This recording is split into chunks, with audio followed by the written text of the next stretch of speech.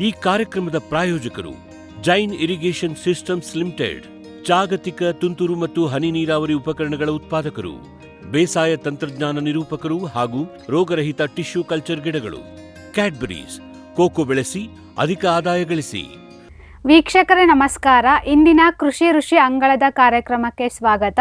ನಾವಿವತ್ತು ಕೇಳದಿ ಶಿವಪ್ಪ ನಾಯಕ ಕೃಷಿ ಮತ್ತು ತೋಟಗಾರಿಕಾ ವಿಶ್ವವಿದ್ಯಾಲಯ ಶಿವಮೊಗ್ಗದಲ್ಲಿದ್ದೇವೆ.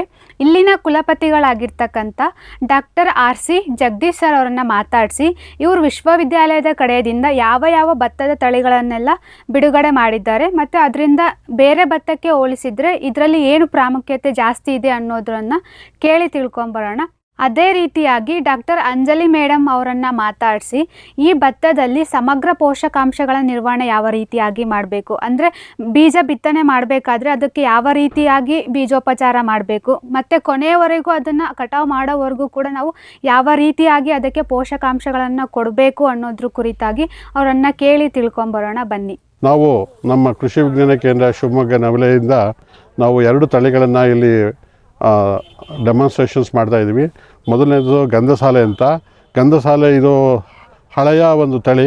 ಈಗ ಇದಕ್ಕೆ ಸೆಂಟೆಡ್ ಅಂದರೆ ವಾಸನೆ ಇರೋದ್ರಿಂದ ಇತ್ತಿತ್ತಲಾಗಿ ಇದ್ರ ಬಗ್ಗೆ ಸ್ವಲ್ಪ ಬೇಡಿಕೆ ಇದೆ. ಆದ್ದರಿಂದ ಇದನ್ನು ನಾವು ರೈತರ ಹೊಲದಲ್ಲಿ ಒಂದು ಪ್ರಾತ್ಯಕ್ಷಿತೆಯನ್ನು ಇಲ್ಲಿ ಮಾಡ್ತಾಯಿದ್ದೀವಿ. ಕಾಳುಗಳು ಭಾಳ ಸಣ್ಣಕ್ಕಿರ್ತದೆ. ಫೈನ್ ರೈಸ್ ವೆರೈಟಿ ಇದು ಸೆಂಟೆಡ್ ಇರ್ತದೆ. ಇದನ್ನು ಪಲಾವ್ಗಳಿಗೆ ಮತ್ತು ಬಿರಿಯಾನಿ ಮಾಡಲಿಕ್ಕೆ ಭಾಳಷ್ಟು ಚೆನ್ನಾಗಿ ಬರ್ತದೆ. ಸುಮಾರು 130-140 ದಿವಸಕ್ಕೆ ಕಟಾವು ಬರ್ತದೆ. ಸುಮಾರು 3 3.5 ಅಡಿ ಬರ್ತದೆ.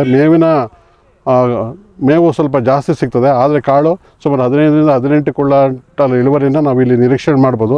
ಇದು ಸ್ಥಳೀಯ ತಳಿಗಳಾಗಿರೋದ್ರಿಂದ ಮತ್ತು ಇದರಲ್ಲಿ ಸೆಂಟೆಡ್ ಅಂದರೆ ವಾಸನೆ ಇರೋದ್ರಿಂದ ಇದಕ್ಕೆ ಸ್ವಲ್ಪ ಬೇಡಿಕೆ ಜಾಸ್ತಿ ಇದೆ. ಇದನ್ನು ನಾವು ರೈತರು ಮತ್ತು ಹೆಚ್ಚಾಗಿ ಬೆಳೆದ್ರೆ ಅದನ್ನು ಸಾವಯವದಲ್ಲೂ ಸಹ ಇದನ್ನು ಸ್ಥಳೀಯ ತಳಿಗಳಿಂದ ಬೆಳಿಬೋದು. ಸುಮಾರು 15-18 ಕ್ವಿಂಟಲ್ ಬರ್ತದೆ. ಸೊ ಇದನ್ನು ರೈತರು ಈಗ ಬೆಳೆದು ಅವರೇ ಸ್ವಂತ ಮಾರುಕಟ್ಟೆ ಮಾಡಿದರೆ ಹೆಚ್ಚಿನ ಒಂದು ಲಾಭವನ್ನು ಪಡಿಬೋದು ಅಂತ ನನ್ನ ಅಭಿಲಾಷೆ. ಗಂಗಾವತಿ ಮತ್ತು ಗಂಗಾವತಿನಲ್ಲಿ ಸ್ವಲ್ಪ ಇಳುವರಿ ಜಾಸ್ತಿ ಬರುತ್ತೆ. ಅಲ್ಲಿ ಟೆಂಪ್ರೇಚರ್ ಜಾಸ್ತಿ ಇರುತ್ತೆ. ಕಟಾವು ಟೈಮಲ್ಲಿ ಒಳ್ಳೆಯ ವಾತಾವರಣ ಇರೋದ್ರಿಂದ ಅಲ್ಲಿ ಹೆಚ್ಚಿನ ಇಳುವರಿ ಬರ್ತದೆ. ಆದರೆ ನಮ್ಮ ಈ ಭಾಗದಲ್ಲಿ ಸ್ವಲ್ಪ ಇಳುವರಿ ಸುಮಾರು 2-5% ಇಳುವರಿ ಕಡಿಮೆ ಆಗ್ತದೆ. ಆದರೆ ಗಂಗಾವತಿ ಭಾಗದಲ್ಲಿ ಹೆಚ್ಚಿನ ಒಂದು ಉಷ್ಣಾಂಶ ಮತ್ತು ಪ್ರಕಾಶಮಾನವಾದ ಸೂರ್ಯ ಇರೋದ್ರಿಂದ ಅಲ್ಲಿ ಹೆಚ್ಚಿನ ಒಂದು ಇಳುವರಿ ಜಾಸ್ತಿ ಬರುತ್ತೆ. ಅಲ್ಲಿ ಇದೇ ವೆರೈಟಿ ನಾವು ಹಾಕ್ಕೊಂಡ್ರೆ 20-22 ಕ್ವಿಂಟಲ್ ಬರ್ತದೆ. ಇಲ್ಲಿ ಸುಮಾರು 15-18 ಕ್ವಿಂಟಲ್ ಬರ್ತದೆ. ರೈತ ಬಾಂಧವರೇ, ಇತ್ತೀಚೆಗೆ ನಾವು ವಿಶ್ವವಿದ್ಯಾಲಯದಿಂದ ಬಿಡುಗಡೆ ಮಾಡಿದ ಹೊಸ ತಳಿ ಇದು ಸಹ್ಯಾದ್ರಿ ಕೆಂಪು ಮುಕ್ತಿ ಅಂತ ಹೇಳಿಬಿಟ್ಟು ಇದನ್ನು ನಾವು ಜ್ಯೋತಿಗೆ ರೀಪ್ಲೇಸ್ಮೆಂಟ್ ಮಾಡಲಿಕ್ಕೆ ಇಷ್ಟಪಡ್ತೇವೆ. ಇದು ಕೆಂಪು ಒಂದು ತಳಿಯಾಗಿರೋದ್ರಿಂದ ಪೌಷ್ಟಿಕಾಂಶ ಇದು ಜಾಸ್ತಿ ಇರ್ತದೆ. ಐರನ್ ಕಂಟೆಂಟ್ ಜಾಸ್ತಿ ಇರ್ತದೆ. ಪ್ರೋಟೀನ್ ಕಂಟೆಂಟ್ ಜಾಸ್ತಿ ಇರ್ತದೆ. ಸುಮಾರು ಎಕರೆಗೆ 28-30 ಕ್ವಿಂಟಲಷ್ಟು ಇಳುವರಿಯನ್ನು ನಾವು ಇಲ್ಲಿ ಪಡಿಬೋದು. ಇದು ಸ್ವಲ್ಪ ದಪ್ಪನೆಯ ಕಾಳಾಗಿರೋದ್ರಿಂದ ಇದನ್ನು ಇವನ್ ಅವಲಕ್ಕಿಗೂ ಬೆಳೆಸ್ಬೋದು. ಅದಲ್ಲದೆ ಇದು ಭಾಳಷ್ಟು ಅಧಿಕ ಇಳುವರಿ ತಳಿಗಳು ಆಗಿರೋದ್ರಿಂದ ಇದನ್ನು ರೈತರು ಸಹ ಬೆಳಿಬೋದು. ಇದಕ್ಕೆ ಅನೇಕ ರೋಗ ನಿರೋಧಕ ಶಕ್ತಿಗಳಿವೆ. ಒಂದು ಊದುಬತ್ತಿ ರೋಗಕ್ಕೆ ಶಕ್ತಿ ಇದೆ, ರೋಗ ನಿರೋಧಕ ಶಕ್ತಿ ಇದೆ. ಮತ್ತು ಬ್ಲಾಸ್ಟ್ ಅಂದರೆ ಬೆಂಕಿ ರೋಗಕ್ಕೂ ತಡೆಕೊಳ್ಳುವಂಥ ಶಕ್ತಿ ಇರೋದ್ರಿಂದ ರೈತರು ಇದನ್ನು ಬೆಳಿಬೋದು. ಸುಮಾರು ನಾವು ವಿಶ್ವವಿದ್ಯಾಲಯದಲ್ಲಿ ಸುಮಾರು 3,000 ಕ್ವಿಂಟಾಲ್ ಬೀಜೋತ್ಪಾದನೆಯನ್ನು ಮಾಡ್ತಿದ್ವಿ. ಹೆಚ್ಚಾಗಿ ನಾವು ಇದನ್ನು ಮಲೆಬೆನ್ನೂರು ಭಾಗದಲ್ಲಿ ಅಂದರೆ ಭದ್ರಾ ಅಚ್ಚುಕಟ್ಟ ಪ್ರದೇಶ ಮತ್ತು ಇತ್ತೀಚೆಗೆ ಕೋಸ್ಟಲ್ ಅಂತ ಹೇಳಿದ್ರೆ ನಮ್ಮದು ಕರಾವಳಿ ಪ್ರದೇಶದಲ್ಲೂ ಸಹ ನಾವು MO4 ಬದಲಾಗಿ ನಾವು ಸಹ್ಯಾದ್ರಿ ಕೆಂಪು ಮುಕ್ತಿಯನ್ನು ಈಗ ಪ್ರಚಲಿತ ಮಾಡ್ತಾಯಿದ್ವಿ. ಸುಮಾರು 3,000 ಕ್ವಿಂಟಲಷ್ಟು ಬೀಜ ನಮ್ಮಲ್ಲಿ ಲಭ್ಯತೆ ಇದೆ. ವಿಶ್ವದಾದ್ಯಂತ ಪೇಟೆಂಟ್ ಪಡೆದ ನ್ಯಾನೋ ತಂತ್ರಜ್ಞಾನದಲ್ಲಿ ತಯಾರಾದ ನೂವಾಲ್ಗಿ ದ್ರಾವಣ. ನೂವಾಲ್ಗಿ ಉಪಯೋಗಿಸಿದ ಮೇಲೆ ತುಂಬ ಇಳುವರಿನೂ ಬಂದಿದೆ. ಕಾಳು ಮೆಣಸಿಗಂತೂ ಭಾಳ ಚೆನ್ನಾಗಿ ಬರುತ್ತೆ. ರೇಷ್ಮೆ ಎಲೆನೂ ಚೆನ್ನಾಗಿ ಬರ್ತದೆ. ಗಿಡಗಳು ತುಂಬ ಚೆನ್ನಾಗಿ ಬೆಳವಣಿಗೆ ಆಯಿತು. ಯಾವುದೇ ರಾಸಾಯನಿಕ ಅಥವಾ ವಿಶೇಷ ಗೊಬ್ಬರಗಳ ಗೊಡವೆ ಇಲ್ಲದೆ ಎಲ್ಲ ಬೆಳೆಗಳಲ್ಲಿ ಉತ್ತಮ ಗುಣಮಟ್ಟದ ಅಧಿಕ ಫಸಲನ್ನು ಪಡೆಯಿರಿ. ಯಾವಾಗಲೂ ನನ್ನ ಇರೋವರೆಗೂ ನೀವು ಅಲ್ಲಿಗೆ ಅಂತ ಬಿಟ್ಟು ಬಾಳಲ್ಲ ಅಂತ ಒಂದು ಭರವಸೆ ಕೊಡ್ತೀನಿ. ವೆಟ್ ಗಿಡಮೂಲಿಕ ಉತ್ಪನ್ನಗಳು. ಮೇಷ ಟಾನಿಕ್, ಕುರಿ ಮತ್ತು ಆಡುಗಳ ಒತ್ತಡ, ರೋಗ, ಕ್ರಿಮಿ ನಿವಾರಕ, ಹೆಚ್ಚಿನ ಬೆಳವಣಿಗೆ. ಕುಕ್ಕುಟ ಟಾನಿಕ್, ಕಡಿಮೆ ಆಹಾರ, ಉತ್ತಮ ಆರೋಗ್ಯ, ಕೋಳಿಗಳ ಅಧಿಕ ಬೆಳವಣಿಗೆ. ಕೆಚ್ಚಲು ಕೇರ್, ಕೆಚ್ಚಲು ಬಾವು ಬರದಂತೆ ತಡೆಯಲು ಬಂದರೆ ಬಾವು ನೋವು ಶಮನಕ್ಕೆ. ವೆಟ್ ಉತ್ಪಾದನೆ, ಶ್ರಮಜೀವಿಯಿಂದ ಸರಬರಾಜು. ಜಾಣ ಹೈನುಗಾರನ ಜಾಣ್ಮೆಯ ಆಯ್ಕೆ ವೆಟ್ ಉತ್ಪನ್ನಗಳು. ಜೈನ್ಸ್ ಜಗತ್ತಿನ ಅತಿದೊಡ್ಡ ಅಂಗಾಂಶ ಕೃಷಿ ಪ್ರಯೋಗಾಲಯ ಹಾಗೂ ಟಿಸಿ ಗಿಡಗಳ ಉತ್ಪಾದಕರು. ಸಮೃದ್ಧ ಇಳುವರಿಗೆ ಜೈನ್ ಜೀನೇನ್, ಯಾಲಕ್ಕಿ, ನೇಂದ್ರನ್ ಹಾಗೂ ಕೆಂಪು ಬಾಳೆ ಸಸಿಗಳು, ದಾಳಿಂಬೆ, ಭಗವತಳಿಯ ರೋಗಮುಕ್ತ ಸಸಿಗಳು, ಲಕ್ನೋ 49 ಪೇರಳೆ, ಸ್ಟ್ರಾಬೆರಿ ಇತ್ಯಾದಿ ಗಿಡಗಳು ಯೋಗ್ಯ ಬೆಲೆಯಲ್ಲಿ. ಅಂಗಾಂಶ ಕೃಷಿಯ ಜಾಗತಿಕ ಬ್ರ್ಯಾಂಡ್ ಜೈನ್. ಕೋಕೋ ಈಗ ಕರ್ನಾಟಕದ ವಾಣಿಜ್ಯ ತೋಟದ ಬೆಳೆಗಳಲ್ಲೊಂದು. ಅಧಿಕ ಇಳುವರಿಯ ಹೈಬ್ರಿಡ್ F1 ಗಿಡಗಳು ಕ್ಯಾಡ್ಬರಿ ನರ್ಸರಿಗಳಲ್ಲಿ ಮಾತ್ರ ಲಭ್ಯ. ಗಿಡ ಬೇಕಾದವರು ಕ್ಯಾಡ್ಬರಿ ಅಧಿಕಾರಿಗಳನ್ನು ಸಂಪರ್ಕಿಸಿ.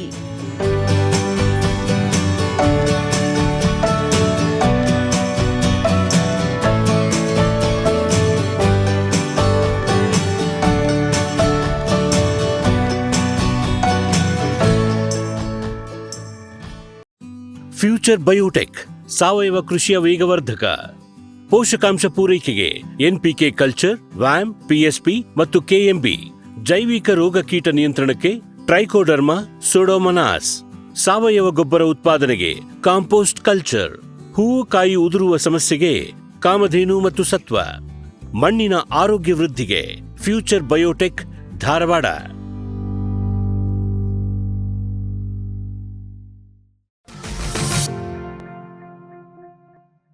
ಎಲ್ರಿಗೂ ನಮಸ್ಕಾರ. ನನ್ನ ಹೆಸರು ಡಾಕ್ಟರ್ ಅಂಜಲಿ MC ಅಂತ. ನಾನು ಕೃಷಿ ವಿಜ್ಞಾನ ಕೇಂದ್ರ ಶಿವಮೊಗ್ಗದಲ್ಲಿ ಮಣ್ಣು ವಿಜ್ಞಾನಿಯಾಗಿ ಕಾರ್ಯನಿರ್ವಹಿಸ್ತಾ ಇದ್ವಿ. ನಾವು ಇದನ್ನ ಇರೋ ಪ್ಲಾಟು ನಾವು ಸಮಗ್ರ ಪೋಷಕಾಂಶಗಳ ನಿರ್ವಹಣೆಯನ್ನು ಪ್ರಾತ್ಯಕ್ಷಿಕೆಯನ್ನು ಕೈಗೊಂಡಂಥ ಒಂದು ತಾಕಾಗಿರ್ತದೆ.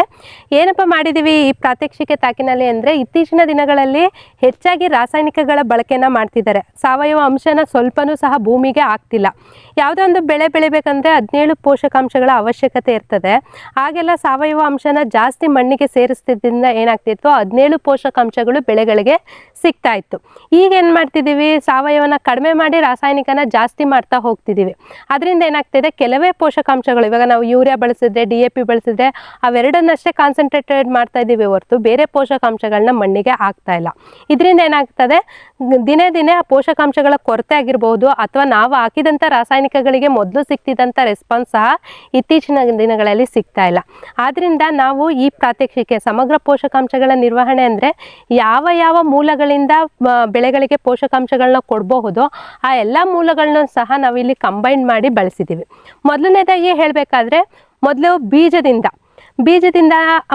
ಹಾಕೋಕ್ಕಿಂತ ಮುಂಚೆ ಹಸಿರೆಲೆ ಗೊಬ್ಬರ ಅಂತ ಇತ್ತೀಚಿನ ದಿನಗಳಲ್ಲೆಲ್ಲ ಕೇಳಿರ್ತೀರಿ. ಯಾವುದೇ ಒಂದು ಭತ್ತದ ಬೆಳೆನ ನಾವು ಬೆಳಿಬೇಕಾದ್ರೆ 4 ಟನ್ನು ಕೊಟ್ಟಿಗೆ ಗೊಬ್ಬರ ಪ್ರತಿ ವರ್ಷ ಎಕರೆಗೆ ಹಾಕಬೇಕಾಗುತ್ತದೆ. ಆ ಕೊಟ್ಟಿಗೆ ಗೊಬ್ಬರ ಹಾಕೋಕ್ಕಾಗೋದಿಲ್ಲ ಅಂತ ಸಂದರ್ಭದಲ್ಲಿ ಹಸಿರೆಲೆ ಗೊಬ್ಬರಗಳು, ಈ ಡಯಾಂಚ ಅಂತ ಏನು ಹೇಳ್ತೀವಿ, ಸೆಣಬು, ಅಪ್ಸೆಣಬು, ಆ ಥರ ಹಸಿರೆಲೆ ಗೊಬ್ಬರಗಳನ್ನು ಮಿನಿಮಮ್ ಅಂದ್ರೂ 2 ರಿಂದ 3 ಟನ್ನಷ್ಟು ಪ್ರತಿ ಎಕರೆಗೆ ನಾವು ಪ್ರತಿ ವರ್ಷ ಬಳಸಬೇಕಾಗ್ತದೆ. ಹೆಂಗಪ್ಪ ಬಳಸೋದು ಈ ಹಸಿರೆಲೆ ಗೊಬ್ಬರನ ಅಂತಂದರೆ, ಯಾವುದೇ ಈಗ ನಾವು ಮೇ ಜೂನಲ್ಲಿ ಮಳೆ ಬಿದ್ದಿರ್ತದೆ, ಆ ಮಳೆ ಬಿದ್ದ ಹದದಲ್ಲಿ ನಾವು ಎಲ್ಲಿ ಭತ್ತನ ನಾಟಿ ಮಾಡಬೇಕು ಅಂತ ಅಂದ್ಕೊಂಡಿರ್ತೀವೋ ಆ ಗದ್ದೆಗಳಲ್ಲಿ ಆ ಹಸಿರೆಲೆ ಗೊಬ್ಬರದ ಬೀಜಗಳನ್ನ ಬಿತ್ತು ಒಂದು 40 ರಿಂದ 45 ದಿನಗಳ ಕಾಲ ಹಾಗೇನೆ ಬಿಟ್ಟರೆ ಅದು ಎಷ್ಟು ಎತ್ತರ ಬಂದಿರುತ್ತದೋ ಆ ಹಸಿರೆಲೆ ಗೊಬ್ಬರನ ಅದೇ ಭೂಮಿಗೆ ಉಳುಮೆ ಮಾಡಿ ಸೇರಿಸೋದ್ರಿಂದ ಹಸಿರೆಲೆ ಗೊಬ್ಬರನ ನಾವು ಮಣ್ಣಿಗೆ ಹಾಕ್ದಂಗೆ ಆಗ್ತದೆ. ಹೀಗೆ ಹಾಕೋದ್ರಿಂದ ಏನಾಗುತ್ತದೆ, ಮಣ್ಣಿನ ಫಲವತ್ತತೆನ ನಾವು ಸ್ವಲ್ಪ ಮಟ್ಟಿಗಾದರೂ ಕಾಪಾಡ್ಕೋಬೋದು. ಹಸಿರೆಲೆ ಗೊಬ್ಬರದ ಥರನೇ ಇನ್ನು ಸೂಕ್ಷ್ಮಾಣು ಜೀವಿಗಳು ಅಂತ ಹೇಳ್ತೀವಿ. ಯಾವುದೇ ಒಂದು ಬೀಜಗಳನ್ನ ಬೀಜೋಪಚಾರ ಮಾಡೋದ್ರಿಂದ ಮುಖಾಂತರ ಇರ್ಬೋದು, ಅಥವಾ ಆ ಸೂಕ್ಷ್ಮಾಣು ಜೀವಿಗಳನ್ನ ನಾವು ಮಣ್ಣಿಗೆ ಸೇರಿಸೋದ್ರಿಂದ ಆಗಿರ್ಬೋದು, ಅಥವಾ ನಾಟಿ ಮಾಡೋಕ್ಕಿಂತ ಮುಂಚೆ ಸೀಡ್ಲಿಂಗ್ಸ್ ಅಂತ ಹೇಳ್ತೀನಿ, ನಾಟಿ ಮಾಡೋಕ್ಕೆ ಸಸಿಗಳೇನಿರ್ತವೆ ಆ ಸಸಿಗಳನ್ನ ಆ ಜೈವಿಕ ಗೊಬ್ಬರಗಳಲ್ಲಿ ಅದ್ದಿ ನಾಟಿ ಮಾಡೋದ್ರ ಮುಖಾಂತರನಾರೋ ಆಗಿರಬಹುದು. ಈ ರೀತಿ ನಾವು ಜೈವಿಕ ಗೊಬ್ಬರಗಳನ್ನ ಬಳಸ್ಬೋದಾಗ್ತದೆ. ಯಾವಪ್ಪ ಈ ಜೈವಿಕ ಗೊಬ್ಬರಗಳು ಯಾಕೆ ಬಳಸಬೇಕು ಅನ್ನೋದಾದರೆ, ಒಂದು ಅಜೋಸ್ಪೈರುಲಮ್ ಅಂತ ಹೇಳ್ತೀವಿ, ಅಂದರೆ ಅದು ಸಾರಜನಕವನ್ನು, ಅಂದರೆ ವಾತಾವರಣದಲ್ಲಿರ್ತಕ್ಕಂಥ ಸಾರಜನಕವನ್ನು ಮಣ್ಣಿಗೆ ಸೇರಿಸುವಂಥ ಕಾರ್ಯ ಮಾಡುವಂಥ ಒಂದು ಸೂಕ್ಷ್ಮಾಣುಜೀವಿ. ಇದನ್ನು ನಾವು ಒಂದು ಎಕರೆ ಬೀಜ ಏನಿರ್ತದೆ ಅದನ್ನ ಬೀಜೋಪಚಾರ ಮುಖಾಂತರ ಮಾಡೋದಾದರೆ 400 ಗ್ರಾಮ್ ಅಜೋಸ್ಪೈರುಲಮ್ನ ತಗೊಂಡು ಅದನ್ನು ಈಗ ಒಂದು ಎಕರೆಗೆ ನಾವು ಒಂದು 25 kg ಸೀಡ್ಸ್ ಹಾಕ್ತಿದ್ದೀವಿ ಅಂದರೆ ಆ ಬೀಜಗಳಿಗೆ ಮೊದಲು ಸಕ್ಕರೆ ಅಥವಾ ಬೆಲ್ಲದ ದ್ರಾವಣ ಮಾಡ್ಕೋಬೇಕು. ಅಂದರೆ ಒಂದು 10 ರಿಂದ 15 ಗ್ರಾಮು ಒಂದು ಅರ್ಧ ಲೀಟ್ರ್ ನೀರಿನಲ್ಲಿ ಚೆನ್ನಾಗಿ ಕಸಿದ್ರೆ ನಮಗೇನು ಅಂಟು ದ್ರಾವಣ ಆಗ್ತದೋ ಆ ಅಂಟು ದ್ರಾವಣನ ಮೊದಲು ಆ ಒಂದು ಎಕರೆ ಬೀಜಕ್ಕೆ ಲೇಪನ ಮಾಡ್ಕೋಬೇಕು. ಅದಾದ ನಂತರ ಈ ಅಜೋಸ್ಪೈರಲಮ್ನ ಮೇಲ್ಗಡೆ ಹಾಕಿ ಲೇಪನ ಮಾಡಿ ಒಂದು ನೆರಳಿನಲ್ಲಿ ಒಂದು ಅರ್ಧ ಗಂಟೆ ಒಣಗಿಸ್ಬಿಟ್ಟು ತದನಂತರ ನಾವು ಸಸಿ ಮಡಿಗೋ ಅಥವಾ ನೀವು ಯಾವ ರೀತಿ ಬಳಸ್ತೀರೋ ಆ ರೀತಿ ಬೀಜಗಳನ್ನ ಬಳಸ್ಕೋಬೇಕಾಗ್ತದೆ.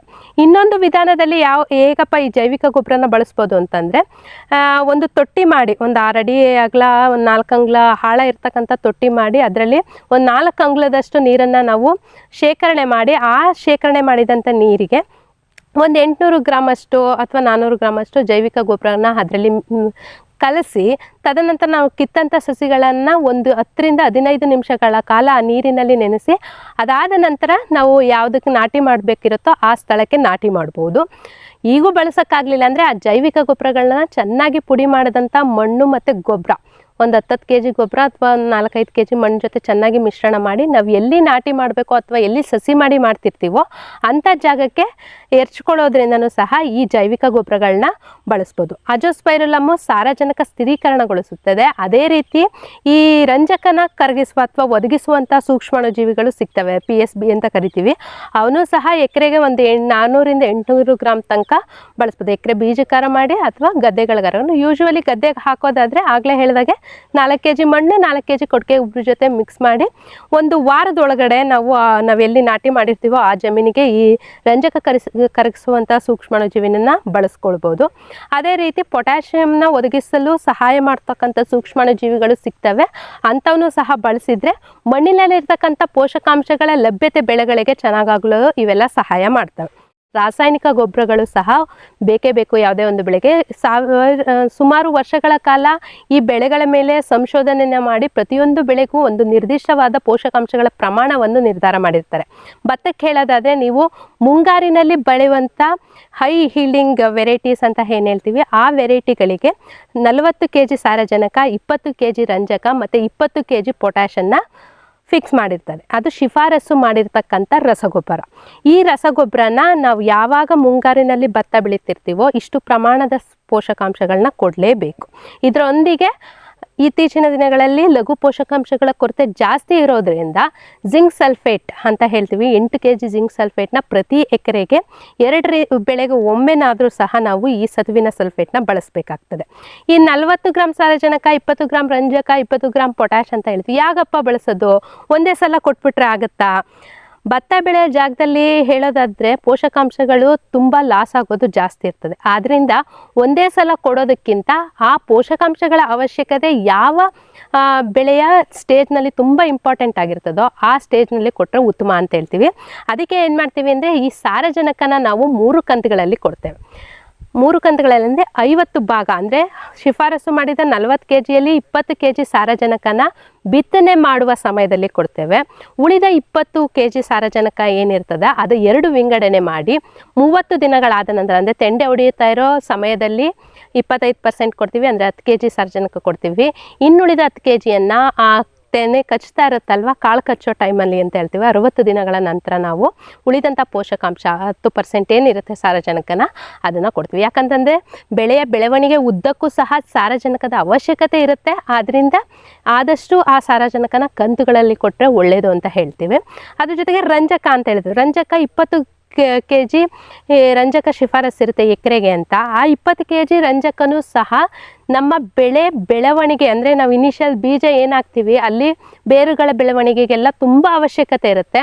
ಆದ್ದರಿಂದ ಕ್ರಮೇಣ ಬೆಳವಣಿಗೆ ಹಂತಗಳಲ್ಲಿ ಕೊಡೋದಕ್ಕಿಂತ ಬೇಸಲ್ ಡೋಸ್ ಅಂತ ಹೇಳ್ತೀವಿ, ಅಂದರೆ ನಾಟಿ ಮಾಡೋ ಸಮಯದಲ್ಲಿ ಕೊಟ್ಟರೆ ರಂಜಕನ ಉತ್ತಮ ಅಂತ. ಅದಕ್ಕೆ 100% ಏನು 20 kg ರಂಜಕ ರೆಕಮೆಂಡೇಶನ್ ಇದೆಯೋ ಆ 20 kg ರಂಜಕನೂ ಸಹ ನಾವು ನಾಟಿ ಮಾಡುವ ಸಮಯದಲ್ಲೇ ಕೊಡ್ತೇವೆ. ಇನ್ನುಳಿದಂತೆ ಪೊಟ್ಯಾಷ್ 20 kg ಪೊಟ್ಯಾಷ್ ಪ್ರತಿ ಎಕರೆಗೆ ಬೇಕು. ಆ ಪೊಟ್ಯಾಷನ್ನು ನಾವು 2 ಕಂತುಗಳಲ್ಲಿ ಶಿಫಾರಸು ಮಾಡ್ತೇವೆ. ಒಂದು ನಾಟಿ ಮಾಡೋ ಸಮಯದಲ್ಲಿ, ಇನ್ನು ಉಳಿದ 50% ಏನಿರುತ್ತೆ ಆ ಪೊಟ್ಯಾಷನ್ನು ನಾವು 60 ದಿನಗಳ ನಂತರ ಅಂದರೆ ತೆನೆ ಕಚ್ಚೋ ಟೈಮಲ್ಲಿ ಕಾಯಿ ಚೆನ್ನಾಗಿ ಕಚ್ಚಲಿಕ್ಕೆ ಆ ಕ್ವಾಲಿಟಿನ ಇಂಪ್ರೂವ್ ಮಾಡೋದಕ್ಕೋಸ್ಕರ ಪೊಟ್ಯಾಷಿಯಂ ಅವಶ್ಯಕತೆ ಇರುತ್ತೆ. ಆದ್ದರಿಂದ ಆ 60 ದಿನಗಳ ನಂತರ ಉಳಿದಂಥ ಪೊಟ್ಯಾಷ್ 50% ಏನು 10 kg ಪೊಟ್ಯಾಷ್ ಇರುತ್ತೆ ಅದನ್ನು ಕೊಡ್ತೇವೆ. ಯಾವ ರೀತಿ ಗೊಬ್ಬರನ ಬಳಸಬೇಕು ಹಾಗಾದರೆ ಭತ್ತಕ್ಕೆ ಅನ್ನೋದಾದರೆ, ಭತ್ತಕ್ಕೆ ಯೂಶ್ವಲಿ ನಾವು ಹೇಳೋದು ಅಮೋನಿಕಲ್ ಫಾರ್ಮ್ ನೈಟ್ರೋಜನ್ ತುಂಬ ಅಂದರೆ ಸಾರಜನಕ ಅಮೋನಿಕಲ್ ಫಾರ್ಮಲ್ಲಿ ಇದ್ದರೆ ಒಳ್ಳೆಯದು ಅಂತ ಹೇಳ್ತೀವಿ. ಆದ್ದರಿಂದ ಈ ಅಮೋನಿಯಂ ಸಲ್ಫೇಟ್ ಅಥವಾ ಯೂರಿಯಾ ತಪ್ಪಿದರೆ DAP ಈ ಮೂರಲ್ಲಿ ಯಾವ್ದಾದ್ರು ಪೋಷಕಾಂಶಗಳನ್ನ ಬಳಸ್ಕೊಳ್ಬಹುದು. ನೀವು ಯೂರಿಯಾ SSP MOPನ ಬಳಸೋದು ಅಂದರೆ ಸಿಂಗಲ್ ಸೂಪರ್ ಫಾಸ್ಫೇಟು ಯೂರಿಯಾ ಮತ್ತು MOPನ ಬಳಸೋದಾದರೆ ಎಷ್ಟೆಷ್ಟು kg ಹಾಕಬೇಕಪ್ಪ ಅಂತಂದರೆ 1 ಎಕರೆಗೆ 1 ಕಂತಿಗೆ ಅಂದರೆ ನೀವು ನಾಟಿ ಮಾಡೋ ಸಮಯದಲ್ಲಿ ಒಂದು 44ರಿಂದ 45 kgಯಷ್ಟು ನೀವು ಯೂರಿಯಾನ ಕೊಡಬೇಕಾಗ್ತದೆ. ಅದ್ರ ಜೊತೆಗೆ ಒಂದು 125 kgಯಷ್ಟು ಸಿಂಗಲ್ ಸೂಪರ್ ಫಾಸ್ಫೇಟ್ ಬಳಸಬೇಕಾಗ್ತದೆ. ಒಂದು 16ರಿಂದ 17 kgಯಷ್ಟು ಮ್ಯೂರೇಟ್ ಆಫ್ ಪೊಟ್ಯಾಶ್. ಇವು ಮೂರನ್ನು ಮಿಶ್ರಣ ಮಾಡಿ ನಾಟಿ ಮಾಡೋ ಸಮಯದಲ್ಲಿ ಕೊಡಬೇಕಾಗ್ತದೆ. ಇನ್ನುಳಿದಂತೆ ಏನು ಸಾರಜನಕ ಉಳ್ಕೊಳ್ಳುತ್ತೋ ಅದನ್ನ 2 ಭಾಗ ಮಾಡಿಕೊಂಡು 30 ದಿನಕ್ಕೊಂದ್ಸಲ 60 ದಿನಕ್ಕೊಂದ್ಸಲ ಕೊಡಬೇಕಾಗುತ್ತೆ. ಅದೇ ರೀತಿ ಪೊಟ್ಯಾಶ್ನ ಇನ್ನು ಉಳಿದಂತೆ 16ರಿಂದ 18 kg ಏನು ಪೊಟ್ಯಾಶ್ ಉಳ್ಕೊಳ್ಳುತ್ತೆ ಅದನ್ನ 60 ದಿನಗಳ ನಂತರ ಆ ಬೆಳೆಗೆ ಕೊಡಬೇಕಾಗ್ತದೆ. ಆಗಲೇ ಹೇಳಿದಾಗೆ ಲಘು ಪೋಷಕಾಂಶಗಳ ಕೊರತೆ ಇತ್ತೀಚಿನ ದಿನಗಳಲ್ಲಿ ಜಾಸ್ತಿ ಆಗ್ತಿರೋದ್ರಿಂದ ಆ ಜಿಂಕ್ ಸಲ್ಫೇಟ್ ಅಂತ ಹೇಳಿದೆ ಅದನ್ನ 2 ಬೆಳೆಗೊಮ್ಮೆ 8 kg ಪ್ರತಿ ಎಕರೆ ರೀತಿ ನಾಟಿ ಮಾಡುವ ಸಮಯದಲ್ಲಿ ಕೊಡಬೇಕಾಗ್ತದೆ. ಇನ್ನು ನಾವು ಅಧಿಕ ಇಳುವರಿ ಪಡಿಬೇಕು ಅನ್ನೋದಾದರೆ ಲಘು ಪೋಷಕಾಂಶಗಳ ಮಿಶ್ರಣ ಅಂತ ಸಿಗುತ್ತೆ. ಏನೇನಪ್ಪ ಇರುತ್ತೆ ಅಂತಂದರೆ ಮ್ಯಾಂಗನೀಸ್ ಇರುತ್ತೆ, ಜಿಂಕ್ ಇರುತ್ತೆ, ಬೋರಾನ್ ಇರುತ್ತೆ ಮತ್ತು ಮಾಲಿಬ್ಡಿನಮ್ ಇರುತ್ತೆ. ಈ ರೀತಿಯ ಲಘು ಪೋಷಕಾಂಶದ ಮಿಶ್ರಣನ ಒಂದು 12 kg ಎಕರೆಗೆ ನಾಟಿ ಮಾಡೋ ಸಮಯದಲ್ಲಿ ಅದಾದ ನಂತರ ಒಂದು 2 ಫೋಲಿಯರ್ ಸ್ಪ್ರೇ ಅಂತ ಹೇಳ್ತೀವಿ. ಒಂದು 0.2ರಿಂದ 0.5% ಅಷ್ಟು ನೀವು ಈ ಲಘು ಪೋಷಕಾಂಶದ ಮಿಶ್ರಣ ಏನಿರುತ್ತೆ ಅದನ್ನು ಸ್ಪ್ರೇ ಮಾಡಿದ್ರೆ 2 ಸಲ ಇನ್ನೂ ಉತ್ತಮ ಅಂತ ಹೇಳ್ತೀವಿ. ಇದರ ಜೊತೆಗೆ ಇತ್ತೀಚಿನ ದಿನಗಳಲ್ಲಿ ಆ ಬೆಳೆಗಳ ಲಾರ್ಜಿಂಗ್ ಎಬಿಲಿಟಿ ಅಂದರೆ ಚೆನ್ನಾಗಿ ಎಷ್ಟೇ ಗಾಳಿ ಬಂದರೂ ಇಳುವರಿ ಜಾಸ್ತಿ ಆದರೂ ಬಗ್ಗದೇ ಇರಲಿ ಅಂತ ಲಾರ್ಜಿಂಗ್ ರೆಸಿಸ್ಟೆನ್ಸ್ ಇರ್ತಕ್ಕಂಥದ್ದು, ಡಿಸೀಸ್ ರೆಸಿಸ್ಟೆನ್ಸ್ ಇರ್ಬೋದು, ಕಾಳುಗಳ ಕ್ವಾಲಿಟಿ ಇರಬಹುದು, ಇದನ್ನೆಲ್ಲ ಜಾಸ್ತಿ ಮಾಡ್ಕೊಳ್ಳೋದಕ್ಕೋಸ್ಕರ ಏನು ಮಾಡ್ತಾರೆ ಸಿಲಿಕಾನ್ ಸ್ಪ್ರೇನು ಸಹ ಮಾಡ್ತಾರೆ. ಏನು ಸಿಲಿಕಾನ್ ಸ್ಪ್ರೇ ಅಂತಂತಂದರೆ ಇದನ್ನು 21 ದಿನಗಳ ಆದಮೇಲೆ 15 ದಿನಗಳ ಅಂತರದಲ್ಲಿ ಒಂದು 4ರಿಂದ 5 ಸ್ಪ್ರೇಗಳನ್ನ ನೀವು ಸಿಲಿಕಾನ್ ಸ್ಪ್ರೇನ ತಗೊಳ್ಳೋದ್ರಿಂದನೂ ಸಹ ಕ್ವಾಲಿಟಿನೂ ಸಹ ನಾವು ಇಂಪ್ರೂವ್ ಮಾಡ್ಕೋಬೋದು. ಭೂಮಿದೀಪ ಸಾರಜನಕ ರಂಜಕ ಒದಗಿಸುವ ಸೂಕ್ಷ್ಮಾಣುಜೀವಿ ಮಿಶ್ರಿತ ಸಮೃದ್ಧ ಸಾವಯವ ಎರೆಗೊಬ್ಬರ. ಕಾಳು ಮೆಣಸಿಗೆ ಟ್ರೈಕೋಡರ್ಮಾ ಸಂವರ್ಧಿತ ವಿಶೇಷ ಎರೆಗೊಬ್ಬರ. ಕುದುರೆ, ಹೇಸರಗತ್ತೆ, ಲದ್ದಿಯ ಅಧಿಕ ಪೌಷ್ಟಿಕಾಂಶದ ಅಶ್ವಸಾರ ಎರೆಗೊಬ್ಬರ. NPK, ಲಘು ಮತ್ತು ಸೂಕ್ಷ್ಮ ಪೋಷಕಾಂಶಗಳು, ಸಸ್ಯ ಪ್ರಚೋದಕಗಳು ಹಾಗೂ ಹಾರ್ಮೋನುಗಳ ಆಗರ ಭೂಮಿದೀಪ ಎರೆಗೊಬ್ಬರ. ಜೈನ್ ಇರಿಗೇಷನ್ ಸಿಸ್ಟಮ್ಸ್ ಲಿಮಿಟೆಡ್ ಭಾರತದ ಹನಿ ನೀರಾವರಿ ತಂತ್ರಜ್ಞಾನದ ಪ್ರಥಮ ಪ್ರವರ್ತಕ. ಜಗತ್ತಿನ ಅತಿ ದೊಡ್ಡ ಸ್ಪ್ರಿಂಕ್ಲರ್ಸ್ ಉತ್ಪಾದಕ ಕಂಪನಿ. ಸಂರಕ್ಷಿತ ಕೃಷಿಯಲ್ಲಿ ಹಸಿರು ಮನೆಗಾಗಿ ಮಿಸ್ಟರ್, ಫಾಗರ್, ಫ್ಯಾನ್ ಮತ್ತು ಪ್ಯಾಡ್ ಹಾಗೂ ನೆರಳು ಮನೆ. ಸ್ವಯಂ ಚಾಲಿತ ನೀರಾವರಿ ವ್ಯವಸ್ಥೆ ಮತ್ತು ರಸಾವರಿ ತಂತ್ರಜ್ಞಾನ. ಕೃಷಿಯಲ್ಲಿ ನೀರಿನ ಸಮರ್ಪಕ ಬಳಕೆ ಹಾಗೂ ಉಳಿತಾಯಕ್ಕೆ ಮತ್ತೊಂದು ಹೆಸರು Jain. Next Zen life areca boiler dryer. ಅಡಿಕೆ ಬೇಯಿಸಲು ನೀರು, ಕಟ್ಟಿಗೆ, ಅಡಿಕೆ ಹಾಲಿನ ಅವಶ್ಯಕತೆ ಇಲ್ಲ. ಬೆಂದು 60% ಒಣಗಲು ಕೇವಲ 3-4 ಗಂಟೆ, ನಂತರ 2-3 ಬಿಸಿಲು. ಬಣ್ಣ, ಗುಣಮಟ್ಟದಲ್ಲಿ ಬದಲಾವಣೆ ಇಲ್ಲ. 3% ಹೆಚ್ಚಿನ ತೂಕ. ಗಂಟೆಗೆ ಸರಾಸರಿ 3 ಯೂನಿಟ್ ವಿದ್ಯುತ್. 100, 200, 500 ಮತ್ತು 1000 ಕಿಲೋಗ್ರಾಂ ಮಾದರಿಗಳು. ಇದೇ ತಂತ್ರಜ್ಞಾನದ ಯೂನಿವರ್ಸಲ್ ಡ್ರೈಯರ್ ಕೂಡ ಲಭ್ಯ. ಪೇಟೆಂಟ್ ಪಡೆದ ತಂತ್ರಜ್ಞಾನ ನೆಕ್ಸ್ಟ್ ಜೆನ್ ಲೈಫ್. ಸಮೃದ್ಧ ಸಾವಯವ ಗೊಬ್ಬರ. MSGP ಮತ್ತು KCDC ಉತ್ಪಾದನೆ. ಫಾರ್ಮ್ ಟಿವಿಯಿಂದ ಸರಬರಾಜು. ಅತಿ ಕಡಿಮೆ ಬೆಲೆಗೆ ಅತ್ಯುತ್ತಮ ಗೊಬ್ಬರ. ಇಲ್ಲ ಭಾರಲೋಹ. ಕೃಷಿ ವಿಶ್ವವಿದ್ಯಾಲಯದಿಂದ ಪರೀಕ್ಷಿತ. ಸಾವಯವ ಇಂಗಾಲ, NPK, PH, EC ಎಲ್ಲ ನಿಗದಿತ ಮಿತಿಯಲ್ಲಿ.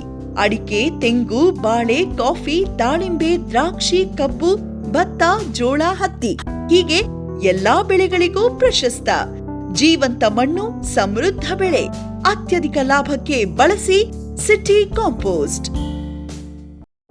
ಗ್ರೀನ್ ಪ್ಲಾಸ್ಟ್ ISI ಪ್ರಮಾಣೀಕೃತ ಪರಿಶುದ್ಧ HDPE ಜಿಯೋ ಮೆಂಬ್ರೇನ್ ಪಾಂಡ್ ಲೈನರ್ಗಳು. ಕೃಷಿ ಹೊಂಡ, ಕೆರೆ, ಕಾಲುವೆ, ಮೀನುಕೊಳ, ಸ್ಪಿರುಲಿನಾ ಹೊಂಡಗಳಿಗೆ ಬೇಕಾದ ಆಕಾರ ಮತ್ತು ವಿಸ್ತೀರ್ಣಗಳಲ್ಲಿ ಸರ್ಕಾರದ ಸಬ್ಸಿಡಿ ಯೋಜನೆಯಡಿ ಲಭ್ಯ. 100% ಪುನರ್ಬಳಕೆ, UV ಮತ್ತು ಒಡಕು ನಿರೋಧಕ, ಪಕ್ಕಾ ಜೋಡಣೆ, 5 ವರ್ಷಗಳ ಲಿಖಿತ ವಾರಂಟಿ. ಗ್ರೀನ್ ಪ್ಲಾಸ್ಟ್. ವೆಟ್ ಗಿಡಮೂಲಿಕಾ ಉತ್ಪನ್ನಗಳು. ಬೋವಿಟೋನ್ ವೆಟ್ 33 ಗಿಡಮೂಲಿಕೆಗಳ ಜಾನುವಾರು ಆರೋಗ್ಯವರ್ಧಕ ಟಾನಿಕ್ ದೂದ್ ಪ್ಲಸ್, ಅಧಿಕ ಹಾಲು, ಡಿಗ್ರಿ ಮತ್ತು ಫ್ಯಾಟ್, ರಾಸು ಸುಲಭವಾಗಿ ಹಾಲಿಳಿಸುತ್ತದೆ. ಫಾಸ್ಟ್ ಪ್ಲಸ್, ಗರಿಷ್ಠ ರಂಜಕ, ಕ್ಯಾಲ್ಸಿಯಂ, ಜೀವಸತ್ವಗಳು, ಖನಿಜಗಳು, ಪ್ರೋಬಯೋಟಿಕ್ಸ್ ಇತ್ಯಾದಿ. ಹಸು, ಎತ್ತು, ಎಮ್ಮೆ, ಕೋಣ, ಹಂದಿ, ಕುರಿ, ಆಡು, ಕೋಳಿಗಳಿಗೆ ವೆಟ್ ಪೆಟ್ ಫಾರ್ಮುಲೇಷನ್ಸ್ ಉತ್ಪಾದನೆ, ಶ್ರಮಜೀವಿಯಿಂದ ಸರಬರಾಜು, ಜಾಣ ಹೈನುಗಾರನ ಜಾಣ್ಮೆಯ ಆಯ್ಕೆ ವೆಟ್ ಪೆಟ್ ಉತ್ಪನ್ನಗಳು. ಸರ್ ನಮಸ್ಕಾರ. ನಮಸ್ತೆ ಸರ್. ನಮ್ಮ ಫಾರಂ ಟಿವಿಯ ಕೃಷಿ ಋಷಿ ಅಂಗಳದಲ್ಲಿ ಕಾರ್ಯಕ್ರಮಕ್ಕೆ ತಮಗೆ ಸ್ವಾಗತ ಸರ್. ನಮಗೆ ನಿಮ್ಮ ಸಂಪರ್ಕ ಕೃಷಿ ವಿಜ್ಞಾನ ಕೇಂದ್ರ ಶಿವಮೊಗ್ಗದ ವಿಜ್ಞಾನಿಗಳು ಸಂಪರ್ಕ ನೀಡಿದ್ರು ಸರ್. ನೀವು ಒಂದು ಅದ್ಭುತವಾಗಿ ಬಹಳ ವರ್ಷಗಳಿಂದ ಕೃಷಿ ಮಾಡ್ತಾ ಇದ್ದೀರಾ, ಅದರಲ್ಲೂ ಭತ್ತ ತುಂಬಾ ಚೆನ್ನಾಗಿ ಮಾಡ್ತಾ ಇದ್ದೀರಾ ಅಂತ ಅವರು ಹೇಳ್ತಾ ಇದ್ರು. ಹಾಗಾಗಿ ಸರ್ ಅದು ಬೇರೆ ಅವರು ಒಂದು ತಂತ್ರಜ್ಞಾನ ಕೊಟ್ಟಿದ್ದೀವಿ, ಅದನ್ನ ಅವರು ಅಡಾಪ್ಟ್ ಮಾಡಿಕೊಂಡು ಅದನ್ನ ತುಂಬಾ ಚೆನ್ನಾಗಿ ಮಾಡಿದ್ದಾರೆ ಕೂಡ ಅಂತ ಅವ್ರು ಹೇಳ್ತಾ ಇದ್ರು. ಸರ್ ಮೊದಲನೇದಾಗಿ ಕೇಳೋದಾದ್ರೆ ನಿಮ್ಮ ಕೃಷಿ ಹಿನ್ನೆಲೆಯನ್ನ ಹೇಳ್ತೀರಾ? ನೀವು ಎಷ್ಟು ವರ್ಷದಿಂದ ಹೇಳ್ತೀವಿ? ಓಕೆ ಸರ್, ನಮ್ಮ ತಂದೆ ನಮ್ಮ ಅಜ್ಜರ ಕಾಲದಿಂದ ಭತ್ತ ಮಾಡ್ಕೊಂಡ್ ಬರ್ತಾ ಇದ್ರು. ನಾನು ಸುಮಾರು ಈಗ ಬಂದ್ಬಿಟ್ಟು ಈಗ ಒಂದು 25 ವರ್ಷ ಆಯ್ತು ನಾನು ಈ ಕಡೆ ಭತ್ತ ಕಡೆ ಸ್ಟಾರ್ಟ್ ಮಾಡೋ ಕೆಲಸನ. ನಮ್ಮ ಅಜ್ಜರ ಕಾಲದಿಂದ ಅವಾಗೆಲ್ಲ ಮಾಡ್ತಾ ಸಾವಯವ ಗೊಬ್ಬರನೇ ಮಾಡ್ತಾ ಇದ್ದಿದ್ದು. ಅವಾಗಿನ ರಾಸಾಯನಿಕ ಜಾಸ್ತಿ ಏನು ಆಗ್ತಿರ್ಲಿಲ್ಲ. ಅವಾಗಿನ ಹಸುಗಳೆಲ್ಲ ಇದ್ವು, ನಮ್ದು ಕೊಡಕೆ ಗೊಬ್ಬರನೇ ಇತ್ತು. ಡೈಲಿ ವರ್ಷಕ್ಕೊಂದ್ಸಲಿ 2 ವರ್ಷಕ್ಕೊಂದ್ಸಲಿ ಕೊಡಕೆ ಗೊಬ್ಬರ ಹಾಕ್ತಾ ಇದ್ವಿ. ಭತ್ತಕ್ಕೆ ಸಿಂಪಡಣೆ ಮಾಡಿ ಎರ್ಚ್ಬಿಟ್ಟು ನಾಟಿ ಮಾಡೋಕ್ಕಿಂತ ಮುಂಚೆ ಅದ ಮಾಡಿ ಎಲ್ಲ ರೆಡಿ ಮಾಡಿ ನಾಟಿ ಮಾಡ್ತಾ ಇದ್ವಿ. ಅವಾಗ ರೋಗ ಇರ್ತಿರ್ಲಿಲ್ಲ ಅಷ್ಟು. ಇತ್ತೀಚೆಗೆ ಏನಾಯ್ತು ಅಂದ್ರೆ ದನಗಳು ಕಮ್ಮಿ ಆಗ್ತಾ ಬಂದಾಗ ಈಗ ನಾವೇನ್ ಬೇಕು, ರಾಸಾಯನಿಕ ಗೊಬ್ಬರ ಹಾಕ್ಲೇಬೇಕು ಪರಿಸ್ಥಿತಿ ಬಂದಾಗ ಈಗ ರೋಗ ರುಜಿನ ಜಾಸ್ತಿ ಆದವು. ಸರ್ ಈಗ ಈ ರೀತಿ ಇಲ್ಲಿ ಬೆಳೆ ಪರಿಸ್ಥಿತಿ ನೋಡೋದಾದ್ರೆ ಸರ್, ಈಗ ಇಲ್ಲಿ ಈ ಸುತ್ತಮುತ್ತ ಭಾಗದಲ್ಲಿ ನಾವು ಇಲ್ಲಿ ನಿಂತಿರೋ ಜಾಗದಲ್ಲಂತೂ ಸುತ್ತಮುತ್ತ ಅಡಿಕೆನೆ ಇದೆ. ಅಂತ ಮಧ್ಯದಲ್ಲಿ ಭತ್ತ ಬೆಳೆದ ಒಂದು ಚಾಲೆಂಜ್ ಹೆಂಗಂದ್ರೆ ಸರ್, ಇಲ್ಲಿ ಲೇಬರ್ಸ್ ಪ್ರಾಬ್ಲಮ್ ಇದೆ. ಮುಂಚೆ ಎಲ್ಲ 4 ಎಕರೆ ನಾವು ಮಾಡ್ತಿದ್ವಿ, 4 ಎಕರೆ ಮಾಡ್ತಿದ್ವಿ ಜಮೀನು. ಯಾಕೆಂದ್ರೆ ಅವಾಗ ಲೇಬರ್ಸ್ ಇತ್ತಿದ್ರು ಎಲ್ಲ ಇರ್ತಿದ್ರು. ಈಗ ಲೇಬರ್ಸ್ಗಳೆಲ್ಲ ಗಾರ್ಮೆಂಟ್ಸ್ ಓಪನ್ ಆದ ಗಾರ್ಮೆಂಟ್ಸಿಗೆ ಹೋಗ್ತಾ ಎಲ್ಲ ಕೆಲ್ಸಕ್ಕೆ ಹೋಗ್ತಿದ್ದಾರೆ, ಯಾರು ಇರಲ್ಲ. ಈಗ ನಾವು ಅಡಿಕೆ ತೋಟ ಕಟ್ಕೊಂಡು 1.5 ಎಕರೆ ಭತ್ತ ಮಾಡ್ತೀವಿ. ಅದಂಗಾಗಿ ನಾವು ಎಷ್ಟು ಬೇಕಷ್ಟು ಊಟಕ್ಕೆ ಮನೆಗೆ ಮಾಡ್ಕೊಂತೀವಿ ಅಷ್ಟೇ. ಹಂಗಂದ್ರೆ ಬೆಳೆ ನೀವೇನಾದ್ರೂ ಪರಿವರ್ತನೆ ಆಗಿದೆಯಾ? ಅಲ್ಲ ಒಂದ್ 10 ವರ್ಷಕ್ಕೆ ನೀವು ಕಂಪೇರ್ ಮಾಡಿದ್ರೆ ಪರವಾಗಿಲ್ಲ ಸರ್, ಇಳುವರಿ ಎಲ್ಲ ಚೆನ್ನಾಗಿ ಮಾಡ್ಕೊಂಡಿದ್ದೀವಿ ನಾವು ಈಗ. ಅಂದ್ರೆ ಭತ್ತದ ಪ್ರದೇಶ ಬಹಳ ಕಮ್ಮಿ ಆಗ್ತಾ ಇದೆ, ತುಂಬಾ ಕಮ್ಮಿ ಆಗ್ತಾ ಇದೆ. ಈಗ ಸುಮಾರು ಆಲ್ ರೌಡಿಂಗ್ ಈಗ ಹೆಚ್ಚು ಕಮ್ಮಿ ಅವಾಗೆಲ್ಲ ಒಂದು 50-60 ಎಕರೆ ಗದ್ದೆನೆ ನೋಡೋಕೆ ಖುಷಿ ಆಗೋದು, ಭತ್ತದ ಗದ್ದೆ ಹಸಿರು ಕಾಣೋದು. ಈಗ ಎಲ್ಲಿ ನೋಡು ತೆಂಗಿನ ತೋಟ, ಅಡಿಕೆ ತೋಟ. ಈಗ ಭತ್ತದ ಗದ್ದೆ ಬೆಣಸ ಕಮ್ಮಿ ಆಗ್ಬಿಟ್ಟಿದೆ. ಈಗ ಬೆರಣಿಕೆ 1, 2, 3 ಎಣಿಸ್ಬೇಕು, ನಾವೇ ಹುಡುಕ್ಬೇಕು ಭತ್ತದ ಗದ್ದೆ ಎಲ್ಲಿದೆ ಅಂತ. ಆ ರೀತಿ ಇದು ಪರಿಸ್ಥಿತಿ ಇದೆ ಈಗ. Okay sir. ಸರ್ ಈಗ ನೀವು ಸಾಂಪ್ರದಾಯಿಕವಾಗಿ ಮೊದಲು ಬೇರೆ ತಳಿಗಳನ್ನು ಬೆಳಿತಿದ್ರ ಹೆಂಗೆ? ಅವಾಗ ಜಯ ಮಾಡ್ತಾ ಇದ್ವಿ, ಜಯ ಮೊದಲಿಂದನೂ ಜಯ ಭತ್ತ ಮಾಡ್ತಾ ಇದ್ವಿ, ಸೋನಾ ಇವೇ ಮಾಡ್ತಾ ಇದ್ವಿ. ಜ್ಯೋತಿ ಜ್ಯೋತಿ ಈಗ ನೆಕ್ಸ್ಟ್ ನಾವ್ ಬಂದ್ ಕಾಲದ ಮೇಲೆ ಜ್ಯೋತಿ ಬೆಳಿತಾ ಇದೀನಿ ಈಗ. ಮತ್ತೆ ಸಿರಿ ಇವೇ ಬೆಳಿತಾ ಇದ್ವು, ಮತ್ತೆ ಸೋನಾ ಮುಸರಿ ಇವೆಲ್ಲ ಬೆಳೆದಿದ್ವಿ ನಾವೆಲ್ಲ ಈಗ. ಈಗ ಸದ್ಯಕ್ಕೆ ನಿಮ್ಮ ತೋಟದಲ್ಲಿ ಇರೋದು ಯಾವ್ದು? ನಮ್ದು ಜ್ಯೋತಿ ಭತ್ತ ಸರ್. ನಿಮ್ ಗದ್ದೆಯಲ್ಲಿ ಜ್ಯೋತಿ. ಓಕೆ.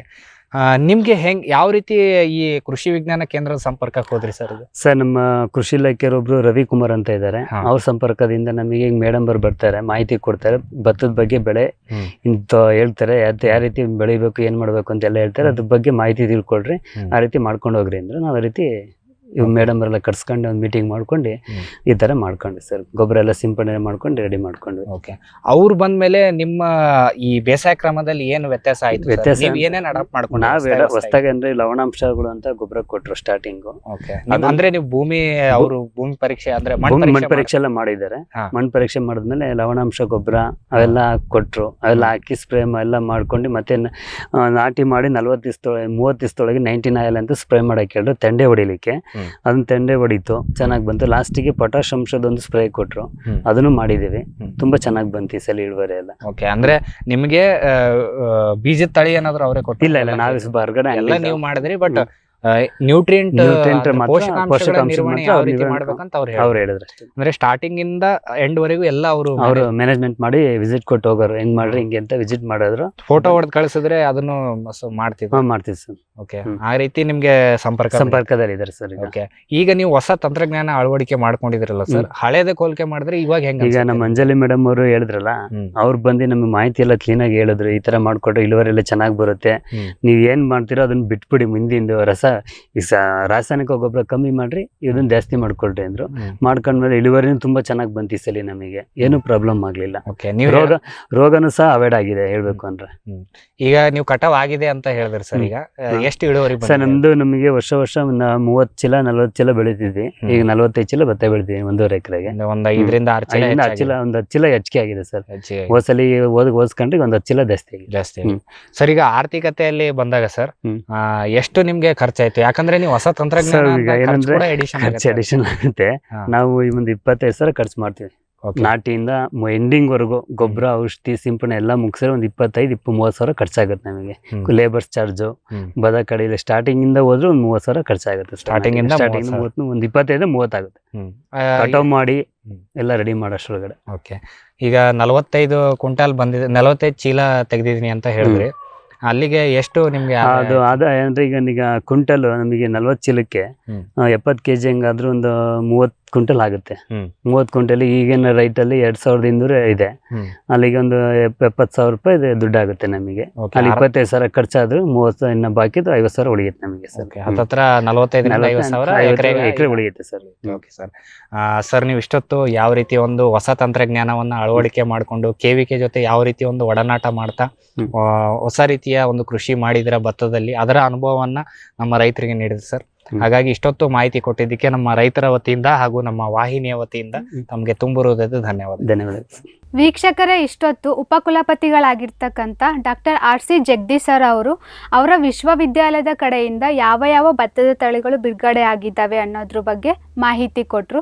ಅದೇ ರೀತಿಯಾಗಿ ಡಾಕ್ಟರ್ ಅಂಜಲಿ ಮೇಡಮ್ ಕೂಡ ಈ ಭತ್ತವನ್ನು ಬೆಳಿಬೇಕಾದ್ರೆ ನಾವು ಯಾವ ರೀತಿಯಾಗಿ ಸಮಗ್ರ ಪೋಷಕಾಂಶಗಳನ್ನು ನಿರ್ವಹಣೆ ಮಾಡಬೇಕು, ಅದು ಬಿತ್ತನೆ ಬೀಜದಿಂದ ಸ್ಟಾರ್ಟ್ ಮಾಡಿ ನಾಟಿ ಮಾಡಿ ಕೊನೆಯವರೆಗೂ ಅದನ್ನ ಯಾವ ರೀತಿಯಾಗಿ ನಾವು ಅದರಲ್ಲಿ ಪೋಷಕಾಂಶಗಳ ನಿರ್ವಹಣೆ ಮಾಡಬೇಕು ಅನ್ನೋದ್ರ ಕುರಿತಾಗಿ ಸಂಪೂರ್ಣವಾಗಿ ಮಾಹಿತಿ ಕೊಟ್ಟಂತ ಇವರಿಗೆ ಧನ್ಯವಾದಗಳನ್ನು ತಿಳಿಸುತ್ತಾ ಮತ್ತೆ ನಿಮ್ಮ ಭೇಟಿ ಮುಂದಿನ ಕೃಷಿ ಋಷಿ ಅಂಗಳದ ಕಾರ್ಯಕ್ರಮದಲ್ಲಿ. ನಮಸ್ಕಾರ. ಈ ಕಾರ್ಯಕ್ರಮದ ಪ್ರಾಯೋಜಕರು ಜೈನ್ ಇರಿಗೇಷನ್ ಸಿಸ್ಟಮ್ಸ್ ಲಿಮಿಟೆಡ್, ಜಾಗತಿಕ ತುಂತುರು ಮತ್ತು ಹನಿ ನೀರಾವರಿ ಉಪಕರಣಗಳ ಉತ್ಪಾದಕರು, ಬೇಸಾಯ ತಂತ್ರಜ್ಞಾನ ನಿರೂಪಕರು ಹಾಗೂ ರೋಗರಹಿತ ಟಿಶ್ಯೂ ಕಲ್ಚರ್ ಗಿಡಗಳು. ಕ್ಯಾಡ್ಬರೀಸ್, ಕೋಕೋ ಬೆಳೆಸಿ ಅಧಿಕ ಆದಾಯ ಗಳಿಸಿ.